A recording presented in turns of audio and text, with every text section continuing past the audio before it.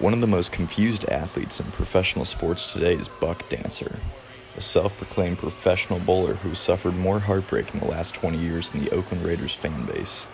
Lately, Dancer has been trying to get his life and bowling career back on track with the help of a local enigmatic trainer. My name is Buck Dancer, and I'm a professional bowler. Originally, I'm from the Amish community in Bowling Green, Missouri, but I currently reside in Oxford, Mississippi. I defected from the Amish community the night before my Rumspringa, which is, even if I told you, you wouldn't understand. I lived in exile for a while, ran till my Amish little legs couldn't run anymore. I ended up in St. Charles, Missouri.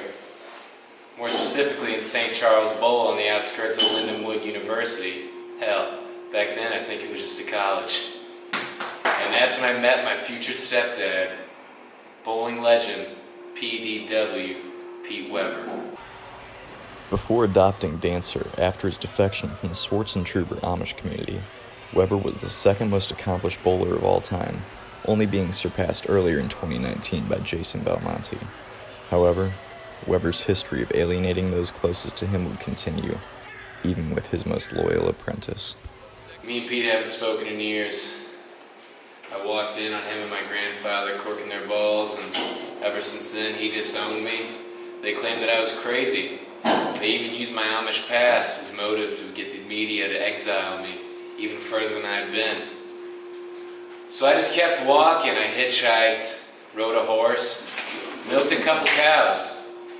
And I found myself in Oxford, Mississippi, on a pilgrimage, some may say, to Premier Lanes.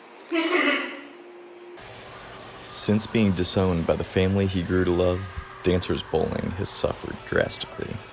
In an attempt to revive his once promising career, Dancer turned to a local mystic trainer. I am Chappie Johnson, and I am a trainer. What I come up with is called hyper-awareness training, and I am currently seeking sponsorship. But it is about knowing everything that's going on around you, knowing the air, the energy coming through you. Johnson's training methods, while unorthodox, are rooted in his academic and worldly background. Shortly after graduating from the University of Phoenix in 1996, Johnson traveled to a northern region in India known as Kashmir. While in Kashmir, Johnson focused on being hyper-aware of his surroundings with the help of the shamanic elders in the community. Through his training methods, he believes Dancer will be able to harness the energy forces around him and have better lane awareness. I met Chappie at a time in both of our lives when we needed each other. I was spiraling out of control, shooting more gutter balls than spares, and Chappie was in desperate need of a pupil. And the forces of nature brought us together, and ever since, I've noticed a slight increase in my game and a massive increase in my spirit and awareness.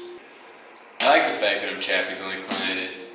It gives us time for the one-on-one type of training that he's used to. Dancer's progress is slow, if at all noticeable, but he insists his relentless two-a-day training schedule with Johnson will bring him back into the limelight of the PBA. At times, it seems that he has more faith in Chappie Johnson's training methods than Johnson does himself. But some may consider Buck Dancer crazy. But Dancer's driving force is the pursuit of one day beating his adoptive father and cementing his place among the bowling legends that once called him son.